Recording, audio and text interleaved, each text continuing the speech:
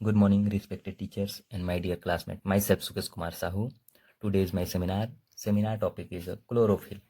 Chlorophyll को हम निम्न टॉपिक्स के आधार पर देखेंगे या फिर निम्न पॉइंट्स के आधार पर हम देखेंगे. Definition, history, chlorophyll important part, structure of chlorophyll, type of chlorophyll and chlorophyll के यूजेस, ये लास्ट होगा. तो मैं स्टार्ट करता हूँ. Definition. Chlorophyll is the most important part and natural pigment on the planet. अगर कोई पूछे आपसे व्हाट इज अ क्लोरोफिल, तो आप बता सकते हैं chlorophyll is the most important part naturally pigment on the planet. यह कुछ पौधों में तथा माइक्रो ऑर्गेनिज्म में जैसे साइनोबैक्टीरिया में पाए जाने वाला पोरफायरिन्स एक इम्पोर्टेंट रोल निभाता है. यह सोलर एनर्जी को केमिकल एनर्जी में फोटोसिंथेसिस के थ्रू कन्वर्ट किया जाता है. क्लोरोफिल पूर्ण रूप से जीवन की उत्पत्ति के लिए आवश्यक होता है, क्योंकि प्लांट्स और कुछ माइक्रो ऑर्गेनिज्म में ऑटोट्रोपिक प्रकृति के जिम्मेदार क्लोरोफिल ही होता है. क्लोरोफिल का उपयोग फोटोसिंथेसिस के अलावा उद्योगों में, खाद्य उद्योगों में भी किया जाता है. जिन प्लांट्स और माइक्रो ऑर्गेनिजम्स में क्लोरोफिल पाया जाता है, फोटोसिंथेसिस के कारण इसे प्रकाश संश्लेषक प्लांट्स या फिर जीव भी कहते हैं. तो दूसरा टॉपिक हो गया हिस्ट्री. 1818 में फ्रेंच फार्मास्टो ने, एक फार्मासिस्ट थे, जिन्होंने बताया कि सर्वप्रथम क्लोरोफिल शब्द का उपयोग उन्होंने ही किया था. उन्होंने बताया कि यह ग्रीक भाषा है, जिस क्लोरोफिल दो शब्दों से मिलकर बना होता है. इसका अर्थ होता है क्लोरो का अर्थ होता है हरा, और फिल का मतलब होता है पत्ती.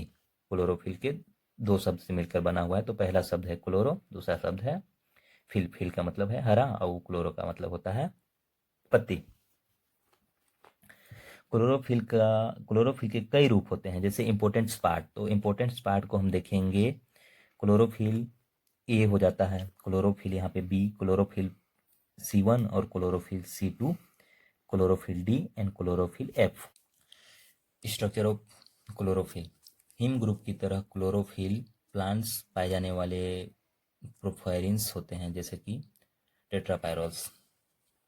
यह पिगमेंट बायोसिंथेसिस के दो इम्पोर्टेंट मध्यवर्ती के साथ शुरू होता है. बायोसिंथेसिस के दो इम्पोर्टेंट मध्यवर्ती ग्रुप, यूरोपोरफायरिन्स और दूसरा प्रोटोपोरफायरिन्स. केमिकल रूप से क्लोरोफिल निम्न घटकों से बना होता है. पोरफायरिन्स टेट्रापायरोल्स का एक घटक है. दूसरा न्यूक्लियर में किलेट होते हैं, और तीसरा जो है उसमें मैग्नीशियम एटम्स से बने होते हैं. चौथा हाइड्रोकार्बन चैन कार्बोक्सिलिक एसिड के एक समूह के माध्यम से जुड़ा होता है. इसमें एक समूह के माध्यम से जुड़ा होता है. क्लोरोफिल पिगमेंट प्रोटॉन से बंधे होते हैं, जो उन्हें सही स्थिति में रखते हैं तथा लाइट एनर्जी को ऑब्जर्व करके फोटोसिंथेसिस के दौरान उत्पाद एनर्जी को लाइनर में रखते हैं. किलेट एक एटम है जो कार्बो एटम के बने हुए धातु आयन होते हैं.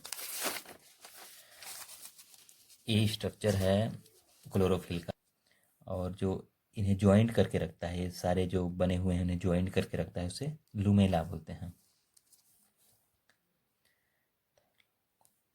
और जो है ये वो 1 2 3 4 5 लेयर के बने हुए हैं, तो इसे थाइलाकोइड्स कहा जाता है. और एक type of chlorophyll A photosynthesis में माइक्रो ऑर्गेनिज्म शैवाल, एल्गी सारे में प्राथमिक वर्णक होता है. यह नारंगी और लाल रंग को सबसे ज़्यादा ऑब्जर्व करता है.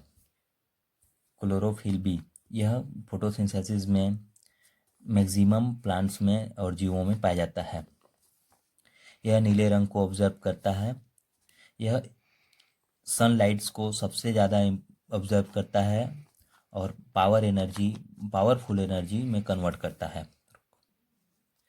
जबकि क्लोरोफिल ए और बी दोनों एक समान स्ट्रक्चर में एक समान होते हैं. क्लोरोफिल सी, यह क्लोरोफिल केवल यह क्लोरोफिल केवल कुछ ही टाइप के शैवालों में पाया जाता है, ज़्यादातर समुद्री शैवालों में पाया जाता है।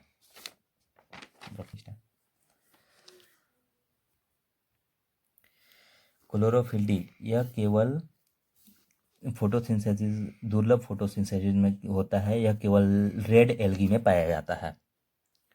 क्लोरोफिल ई अंत में शायद ही यह कभी देखा गया है। इस पिगमेंट के बारे में ज़्यादा कुछ नहीं पता है। यह सुनहरे एल्गी में पाया जाता है। अब देखते हैं यूजेस। यह पाचन में सुधार करता है, सूजन को कम करता है, विशेषकर गांठिया रोग में। लेब में अभिकर्मक के रूप में यूज़ किया जाता है। Thank you all of you.